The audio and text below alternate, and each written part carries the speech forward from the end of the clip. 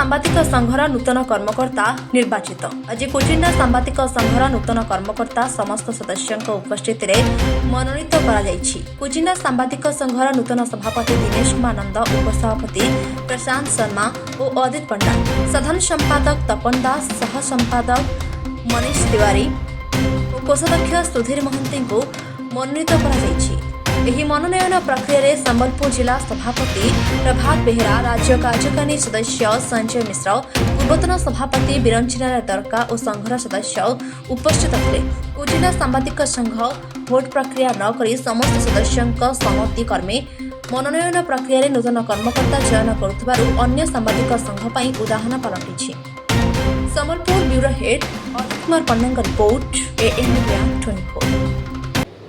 मु तपन कुमार दास चलित द्विवार्षिक कोचिंडा सांबादिक संघर साधारण संपादक भाव निर्वाचित होइछि।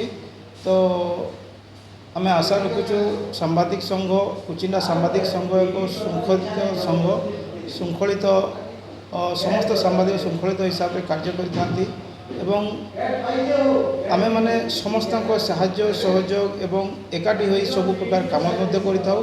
तो आगामी जो द्विवार्षिक निर्वाचन है ए साधारण संपादक हिसाब से मत निर्वाचित करता मो बहुत खुशी और आगामी दिन में कोचिंडा सांबादिक संघ किभली सबु क्षेत्र में सुनाम अर्जन करें आम चेष्टा करूँ एवं कार्यकारी करूँ।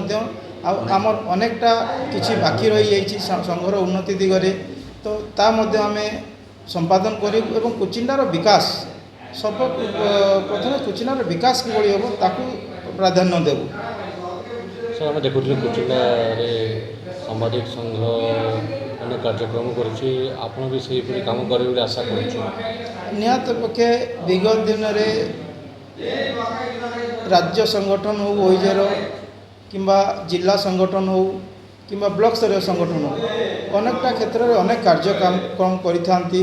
से लोकों सेवा हो, सामाजिक सेवा हो आउ अन्य कौन प्रकार क्षेत्र में जो सांबादिक मैंने सेवा करते ताकू सुचारू रूपे करूँ और संघीय व्यवस्था रही संघर सबू नियम कानून को मानि पालन करूँ और समस्त साहाय्य सहयोग संघ को आगे निया चेष्टा करूँ।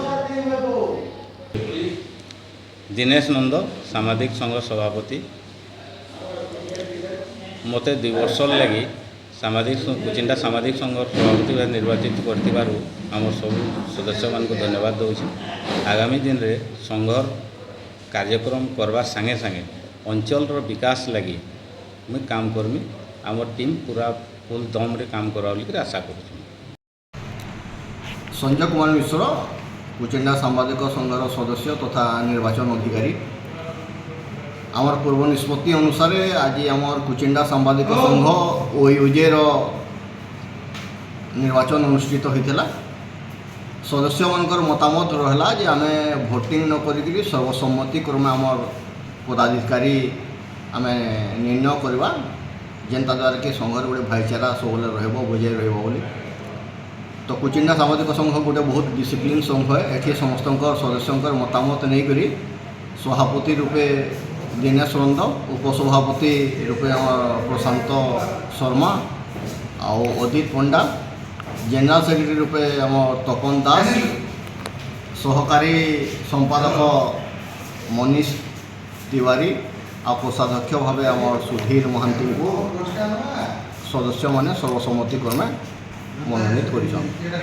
तो आगामी दिन काना लक्ष्य रखिछन?